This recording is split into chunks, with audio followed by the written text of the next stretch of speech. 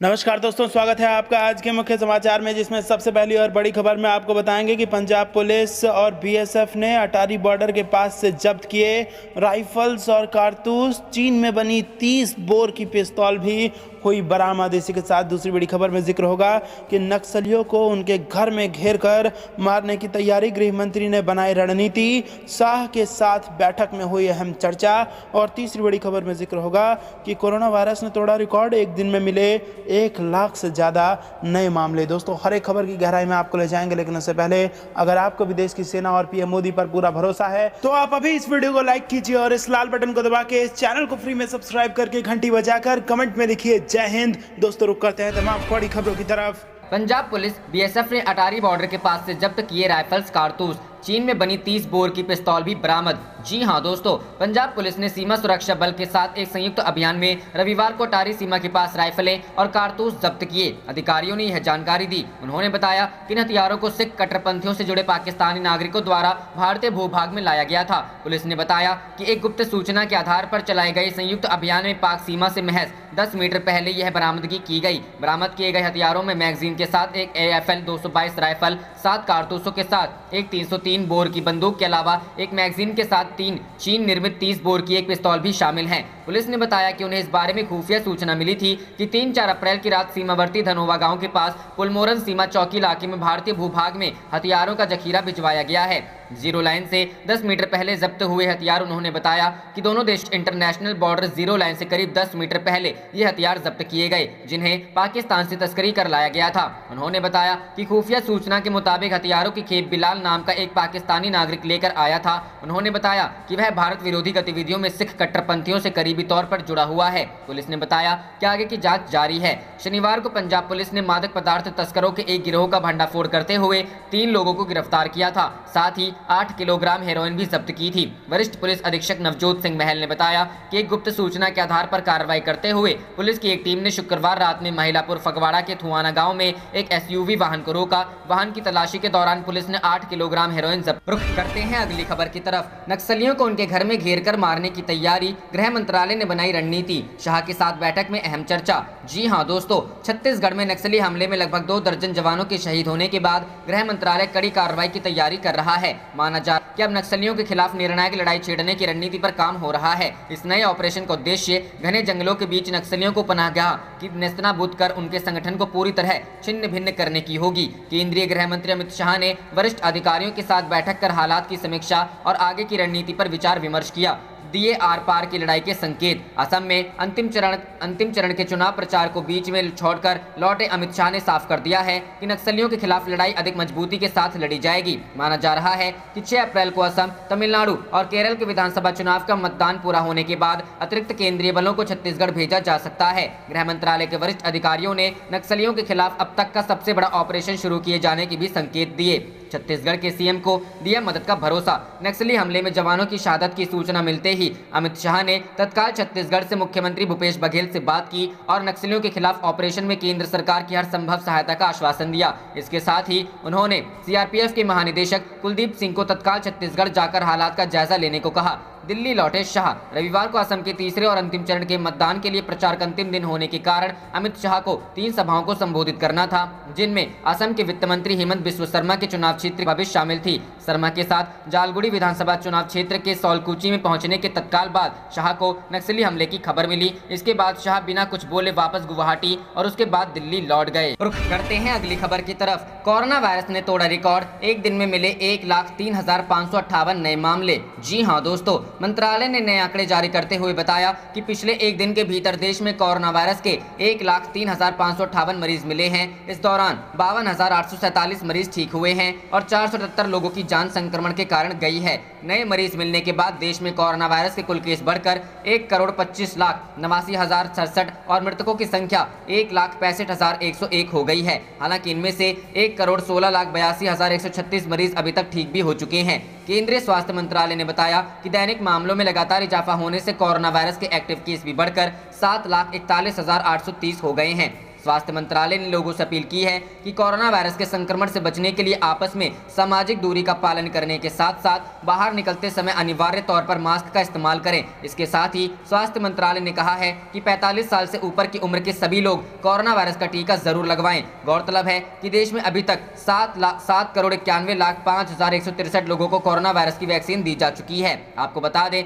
कि महाराष्ट्र, पंजाब, कर्नाटक, मध्य प्रदेश, छत्तीसगढ़ और दिल्ली सहित देश के कई राज्यों में कोरोना वायरस के मामले तेजी से बढ़ रहे हैं। हालांकि कोरोना से सबसे ज्यादा प्रभावित राज्यों में महाराष्ट्र ही है। रविवार को अकेले महाराष्ट्र में कोरोना वायरस के 57,074 नए मामले सामने आए। वहीं मुंबई में भी कोरोना वायरस कोहराम मचा रहा है। रविवार को मुंबई में कोरोना वायरस के रिकॉर्ड 11,163 नए केस दर्ज किए गए। कोरोना वायरस के हालात देखते हुए प्रधानमंत्री नरेंद्र मोदी ने रविवार को एक उच्च स्तरीय बैठक की और अधिकारियों को जरूरी निर्देश दिए। रुख करते हैं अगली खबर की तरफ। फ्रांस में कोरोना के कारण तीसरी बार राष्ट्रव्यापी लॉकडाउन, यात्रा के लिए बताना होगा कारण। जी हां दोस्तों, फ्रांस में वैश्विक महामारी कोरोना वायरस के बढ़ते मामलों के मद्देनजर तीसरी बार राष्ट्रव्यापी लॉकडाउन प्रभावी हो गया है।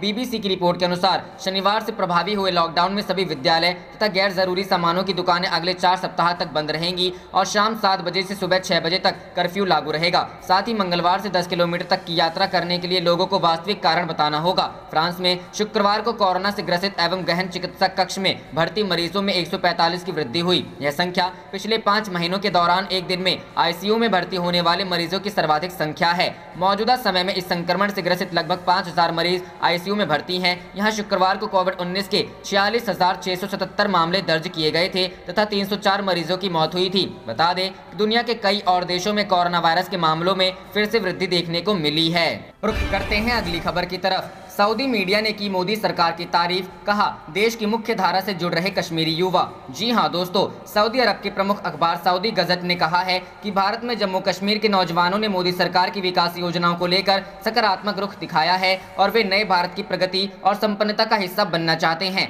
सऊदी गजट का प्रकाशन 1978 से शुरू हुआ था और यह अंग्रेजी भाषा का एक अग्रणी अखबार है। इस अखबार ने सच्चाई के प्रति अपना प्रतिबद्धता और मध्य मार्गी नीति से सऊदी अरब की मीडिया जगत में अपनी अलग पहचान बनाई है। अखबार ने लिखा है कि जम्मू कश्मीर में अनुच्छेद 370 हटाए जाने के बाद भारत की केंद्र सरकार ने इस क्षेत्र के विकास के लिए कई योजनाएं और कार्यक्रम शुरू किए हैं। क्षेत्रीय युवकों ने इन योजनाओं को लेकर सकारात्मक रुख दिखाया है। रिपोर्ट में कहा गया है कि 5 अगस्त 2019 के बाद भी जिन स्थानीय आतंकियों ने हथियार डाले हैं उन्हें भी देश की मुख्य धारा में शामिल होने का मौका दिया जा रहा है। बहुत से स्थानीय नेता जो ये कहते थे कि जम्मू कश्मीर का विशेष दर्जा छीनने से कश्मीर में तिरंगा उठाने वाला कोई नहीं बचेगा, इस मामले में गलत साबित हुए। आज गुलमर्ग जाकर देखा जा सकता है कि कितने नौजवान तिरंगा लेकर चलते हैं और उसे अपने दिल के करीब रखते हैं। युवाओं को प्रेरित करने के लिए सरकार राज्य में खेलों को भी काफी बढ़ावा दे रही है। हाल ही के दिनों में गुलमर्ग में शीतकालीन खेलों के खेलो इंडिया के दूसरे संस्करण का आयोजन किया गया। प्रधानमंत्री नरेंद्र मोदी ने इन खेलों के उद्घाटन पर वर्चुअल तरीके से संबोधित करते हुए कहा कि इस तरह के आयोजन का मकसद अंतर्राष्ट्रीय शीतकालीन खेलों में भारत की उपस्थिति सुनिश्चित करना है। उन्होंने जम्मू कश्मीर को शीतकालीन खेलों का हब बनाने की भी घोषणा की। रिपोर्ट में कहा गया कि केंद्र सरकार द्वारा विशेष छात्रवृत्ति योजना शुरू करने से कश्मीर के कई गरीब बच्चों को देश के विभिन्न शैक्षिक संस्थानों में दाखिला लेने की राह आसान हुई है। वास्तव में इन लोगों ने न केवल अपनी पढ़ाई पूरी की बल्कि देश विदेश के कॉरपोरेट घरानों में अग्री पाने में कामयाब रहे। भारत सरकार इस क्षेत्र को अनिश्चितता के दलदल से बाहर निकालने के लिए दृढ़ है। रिपोर्ट में कहा गया है कि इस राज्य का विशेष दर्जा खत्म कर राष्ट्र की मुख्य धारा में शामिल करने के फैसले के लाभ सामने आने लगे हैं। कश्मीरी घाटी में आर्थिक प्रगति तेज होने से खुशहाली बढ़ रही है। सऊदी गजट ने लिखा है कि कश्मीर में आज जो सबसे अहम बदलाव दिख रहा है वह पत्थरबाजों की संख्या में कई गुना कमी आना है। रुख करते हैं अगली खबर की तरफ। हिंद महासागर में चीन को ठोकने के लिए इंडियन नेवी की तैयारी, परमाणु पनडुब्बियों का जखीरा उतारेगा भारत। जी हां दोस्तों, चीन को रोकने और ठोकने में भारत अब कोई कमी नहीं करना चाहता है। खासकर गलवान घाटी में चीनी सैनिकों को पीटने के बाद अब भारत बिल्कुल भी चीन को बख्शने के मूड में नहीं है। इसके लिए भारतीय सेना समंदर में परमाणु पनडुब्बियों का जखीरा उतारने जा रही है और अगर चीन कोई भी उल्टी सीधी हरकत करने की कोशिश करता है तो उसे वहीं पर भारतीय सैनिक पीटेंगे। टाइम्स ऑफ इंडिया की रिपोर्ट के मुताबिक इंडियन नेवी ने चीन के खिलाफ समंदर में 6 विशालकाय न्यूक्लियर हथियारों से लैस पनडुब्बियों को उतारने का फैसला किया है। इंडियन नेवी इन न्यूक्लियर पनडुब्बियों को तीसरे एयरक्राफ्ट कैरियर की तैनाती से पहले चीन के खिलाफ तैनात करेगी। टाइम्स ऑफ इंडिया द्वारा मार्च में छापी गई एक रिपोर्ट के मुताबिक इंडियन नेवी ने 2032 तक 3 न्यूक्लियर सबमरीनों की तैनाती समंदर में करने का फैसला किया है। इंडियन नेवी को SSN प्रोग्राम यानी न्यूक्लियर पावर्ड अटैक सबमरीन की तैनाती में करीब $2 बिलियन का खर्च आएगा। भारत सरकार की कोशिश है कि इससे पहले कि चीन हिंद महासागर की तरफ अपनी गुस्ताख नजरें बढ़ाए, उससे पहले हिंद महासागर में इंडियन नेवी को इतना शक्तिशाली कर लिया जाए कि चीन यहां भारत को आंखें दिखाने की हिम्मत तक ना करे। पिछले 20 सालों में केंद्र में आई सरकारों ने हिंद महासागर में भारत की स्थिति को मजबूत करने पर उतना ध्यान नहीं दिया, जिसका नतीजा ये हुआ कि चीनी सेना ने हिंद महासागर के पश्चिमी और पूर्वी हिस्सों में घुसपैठ को पूरा कर लिया है और अब चीनी वॉरशिप्स और पनडुब्बियां इन हिस्सों में पेट्रोलिंग करने के लिए आने लगी है। लेकिन अब भारत सरकार ने चीन के खिलाफ सख्त कदम उठाते हुए हिंद महासागर में फिर से अपनी शक्ति को बढ़ाने का फैसला किया है, जिसकी वजह से समंदर में चीन से तनाव काफी बढ़ने लगा है। जिसके बाद केंद्र की मोदी सरकार ने इंडियन नेवी को बेहद शक्तिशाली बनाने के लिए, खासकर हिंद महासागर से चीन को खदेड़ने के लिए न्यूक्लियर पनडुब्बियों की तैनाती करने का फैसला किया। रुख करते हैं अगली खबर की तरफ। पीएम मोदी की हाई लेवल मीटिंग खत्म, कोरोना पर काबू पाने के लिए दिया 5 सूत्रीय प्लान। जी हां दोस्तों, देश में कोरोना के बढ़ते मामलों को देखते हुए प्रधानमंत्री नरेंद्र मोदी की वरिष्ठ अधिकारियों के साथ उच्च स्तरीय बैठक समाप्त हो गई है। इस बैठक में कोरोना वायरस के बढ़ते प्रकोप से संबंधित मुद्दों और कोरोना के वैक्सीनेशन अभियान की समीक्षा की गई। हालातों पर चर्चा करते हुए प्रधानमंत्री मोदी ने अधिकारियों को निर्देश दिए कि कोरोना पर काबू पाने के लिए समुदाय की जागरूकता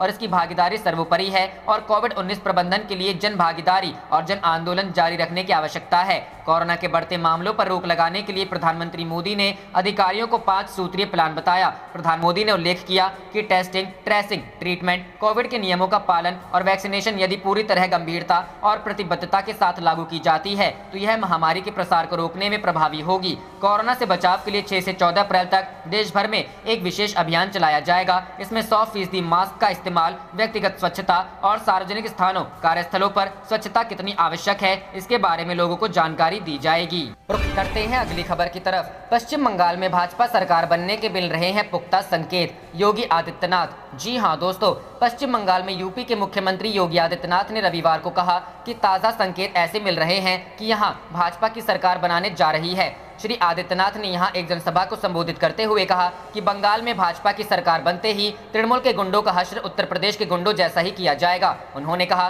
कि यदि दीदी ममता बनर्जी अशोभनीय भाषा का इस्तेमाल करती हैं तो बंगाल के युवा इसका मुंहतोड़ जवाब देंगे। योगी आदित्यनाथ ने तृणमूल कांग्रेस पर बंगाल को गुंडागिरी और अराजकता की भूमि बना देने का आरोप लगाया। उत्तर प्रदेश के मुख्यमंत्री ने कहा कि जिस तरह की गुंडागिरी हम बंगाल में देख रहे हैं उसी तरह के उपद्रव कश्मीर में भी होते थे। आज कश्मीर में आतंकवाद नहीं बल्कि विकास के कार्य गति पकड़ रहे हैं। उन्होंने कहा कि मुख्यमंत्री ममता बनर्जी ने पिछले 10 वर्षों में राज्य का माहौल खराब कर दिया है। सुश्री बनर्जी ने 2 वर्ष पहले दुर्गा पूजा पर रोक लगाने का प्रयास किया और अब वह भगवान राम का विरोध कर रही हैं। योगी आदित्यनाथ ने कहा कि यह बंगाल और देश के हित में होगा कि राम विरोधी, भ्रष्ट और गुंडागिरी का समर्थन करने वाली तृणमूल कांग्रेस सरकार से छुटकारा पा लिया जाए। यूपी के सीएम योगी आदित्यनाथ ने कहा कि बंगाल में बहन बेटियों की सुरक्षा की व्यवस्था होगी। जो शोधे आज बहन बेटियों की इज्जत पर हाथ डालने का काम कर रहे हैं, भाजपा की सरकार आने दीजिए, फिर देखिएगा इनकी क्या दुर्गति होती है। टीएमसी इस पर चुप रहती है। भाजपा सरकार आने दीजिए, ये गुंडे कहीं नजर नहीं आएंगे।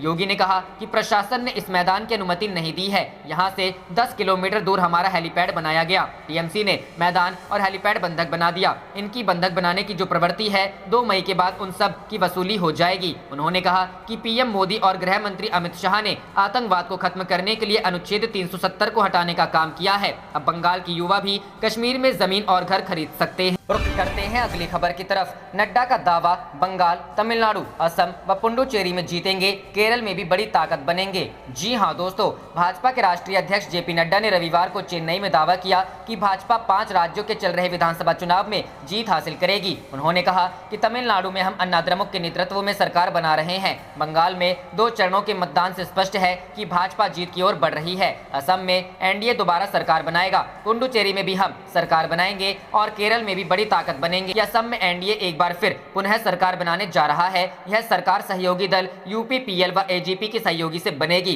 केरल में बड़ी ताकत बन उभरेंगे। भाजपा अध्यक्ष ने कहा कि केरल में हम बड़ी ताकत बनकर उभरेंगे क्योंकि सत्तारूढ़ एलडीएफ और यूडीएफ ने कुशासन दिया है। राज्य की जनता ने भाजपा को समर्थन देना शुरू कर दिया है, इसलिए हम केरल में भी अच्छा प्रदर्शन करने वाले हैं। रुख करते हैं अगली खबर की तरफ। यूपी बिहार में भी डराने लगा कोरोना, बिहार के कई कांग्रेस नेता संक्रमित। जी हां दोस्तों, उत्तर प्रदेश और बिहार दोनों ही राज्यों में कोरोना संक्रमण के मामलों में तेजी से वृद्धि हो रही है। यूपी में बीते दिन पिछले 24 घंटे में 3,290 नए मामले सामने आए हैं, तो वहीं बिहार में 836 नए केस मिले हैं। बिहार में कोरोना की चपेट में कांग्रेस के कई बड़े नेता भी हैं। दोनों ही प्रदेशों की राजधानी लखनऊ और पटना में सर्वाधिक मामले देखने को मिल रहे हैं।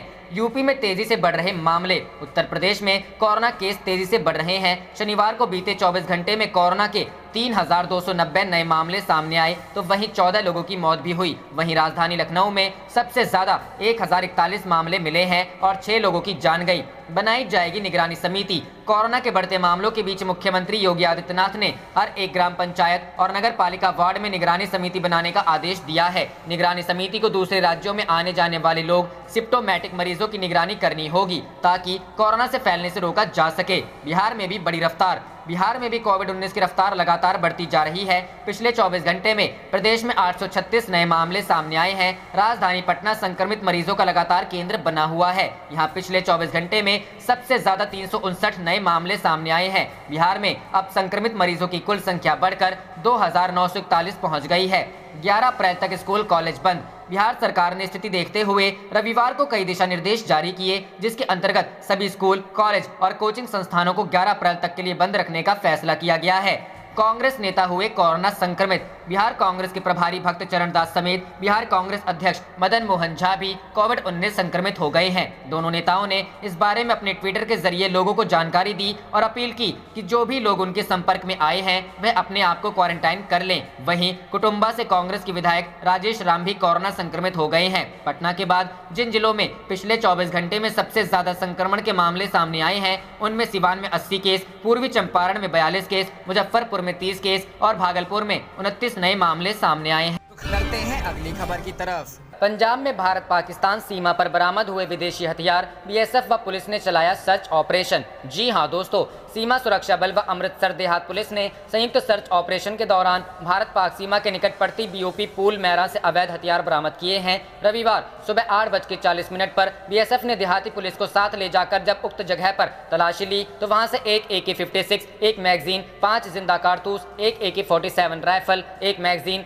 9 जिंदा कारतूस, .303 की एक गन और 1.30 की एक चाइनीज मेड पिस्टल बरामद किए गए। बता दें, इससे पहले भी भारत पाक सीमा पर हथियार बरामद किए गए हैं। गत वर्ष दिसंबर में भारत पाकिस्तान सीमा पर लगी कंटीली तार के आसपास बीएसएफ और पंजाब पुलिस के संयुक्त सर्च ऑपरेशन में सर्च ऑपरेशन चलाया था, जहां पाकिस्तान की तरफ से कुछ दिन पहले भेजे गए ड्रोन के भारतीय क्षेत्र में हथियार गिराए जाने की आशंका थी। उधर बटाला में एक्साइज विभाग की टीम ने ब्यास दरिया के किनारे मिट्टी में प्लास्टिक के कैन और तिरपालों में छिपाकर रखी 50,200 लीटर लाहन बरामद की है। टीम ने बरामद की गई लाहन को नष्ट कर दिया है, जबकि बाकी सामान को जब्त कर लिया है। इस दौरान कोई तस्कर नहीं मिला। Excise inspector Surendra Singh, excise inspector Gulzar Masih और एक्साइज इंचार्ज जसपिंदर सिंह बाजवा ने बताया कि एक्साइज कमिश्नर राजविंदर और बाजवा के निर्देशों पर एक्साइज टीम ने श्री हरगोबिंदपुर और हरचा वोल इलाकों के अधीन आते गांव मौजपुर और बुड्ढा बाला से निकलते ब्यास दरिया के किनारे शनिवार को तलाशी अभियान चलाया था। इस दौरान टीम को 50,200 लीटर लाहन बरामद हुई है,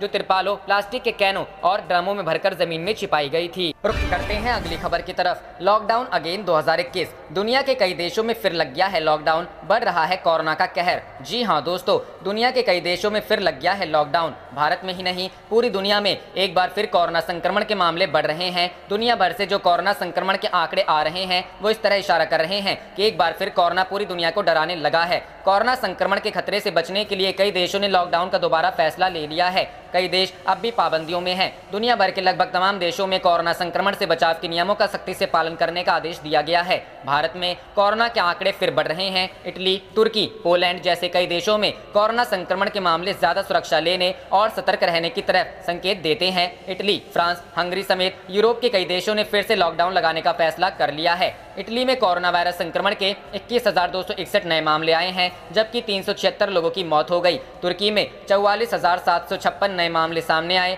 और 186 लोगों के मौत की जानकारी मिली है, जबकि पोलैंड में आज 28,073 नए मामले आए और 571 लोगों ने इस महामारी के कारण जान चली गई। इसी तरह ईरान में 11,420, तो अमेरिका में आज 11,286 नए मामले सामने आए हैं। आंकड़े दुनिया भर में बढ़ रहे हैं। कई जगहों पर कोरोना की है दूसरी लहर है। इन हर वक्त बढ़ते आंकड़ों का ग्राफ 13 करोड़ को कब का क्रॉस कर चुका है। इसी तरह 2,85,00,000 से ज्यादा लोगों को कोरोना संक्रमण की वजह से जान गंवाना पड़ा। फिलहाल पूरी दुनिया में कोरोना के एक्टिव केस की संख्या 2.27 करोड़ से ज्यादा है। कोरोना के बढ़ते खतरे को देखते हुए इटली में कड़ा प्रतिबंध है। लॉकडाउन की मियाद बढ़ा दी गई है। कोरोना संक्रमण के दौरान पर्यटकों से भरा रहने वाला कई शहर वीरान पड़ा है। इटली के साथ साथ फ्रांस में भी लॉकडाउन का फैसला लिया गया है। स्कूल तो पहले से बंद हैं। फिलीपींस, बेल्जियम, जापान, कनाडा के कई ऐसे शहर हैं जहां पूर्ण प्रतिबंध लगाया गया है। कोरोना एक बार फिर मजबूती के साथ खड़ा होने में लगा है। विशेषज्ञों का मानना है कि वैक्सीन आने के बाद लोगों को ज्यादा परेशानी का सामना करना नहीं पड़ेगा। दुनिया के सभी देशों को